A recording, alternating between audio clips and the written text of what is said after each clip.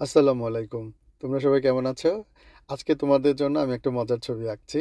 এটাও কার্টুন ফরম্যাটে। ওইটা বাংলাতে কি বলে? শামুক। হ্যাঁ, শামুক বলে। তো আমি আজকে তোমাদের শামুক আঁকানো দেখাচ্ছি। তো তোমরা যারা বেসিক লেভেলে কাজ করতেছো, একদম ঠিকমতো হয়তোবা সার্কেলটাও দিতে পারো না, ঠিক তাদের জন্য। দেখো আমি এখানে একটা সার্কেল দিয়েছি, একদম নরমাল, মানে ঠিকমতো সার্কেলটাও হয় নাই এরকম আরকি। ঠিক আছে? তো সার্কেল দিয়ে উপরে শক্ত অংশটা করে ফেলে নিচে একটা লাইন টেনে নিচের অংশটা করে ফেলেছি। আর এখানে আমি এই নিচের অংশটাতে লাইট ব্লু কালার ইউজ করছি। আমি তো বলেছি এখানে কালারের কোনো ধরাবাঁধা নিয়ম নাই। তোমাদের যে যেটা মনে চায় সেটা দিয়ে করতে পারবা। গ্রিন দিয়ে, ইয়েলো দিয়ে, হোয়াটএভার যেটা দিয়ে। ঠিক আছে? আর উপরে এই শক্ত অংশটাকে আমি রেড দিয়ে দিলাম। তারপরে আরেকটু শেড করে নিচ্ছি। ঠিক আছে? একদম র্যান্ডমলি, মানে যেটা মনে চাই সেভাবে আঁকবা। খেয়াল রাখবা রংটা যেন ছড়িয়ে না যায়, একদম প্রপার যেন হয়। যেখানে করবা সেটা মনোযোগ দিয়ে করবা।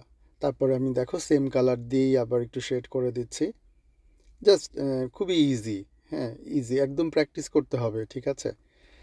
তারপরে এই তো আবার একটু আউটলাইন দিয়ে দিচ্ছি। মোটামুটি আমার কিন্তু কালারটা শেষ, আমার আউটলাইনও হয়ে গেছে। ঠিক আছে? দেখো, মার্শাল্লাহ, অনেক কিউট হয়ে গেছে। এরপরে আমি একটু নিচের একটা পিকচার করে নিচ্ছি যাতে ছবিটা আরও দেখতে ভালো লাগে। র্যান্ডমলি আমি ইয়েলো দিলাম, অরেঞ্জ দিলাম, গ্রিন দিলাম। তারপরে দেখো গ্রিন দিয়ে আবার একটু পাতা পাতা শেড করে দিয়েছি।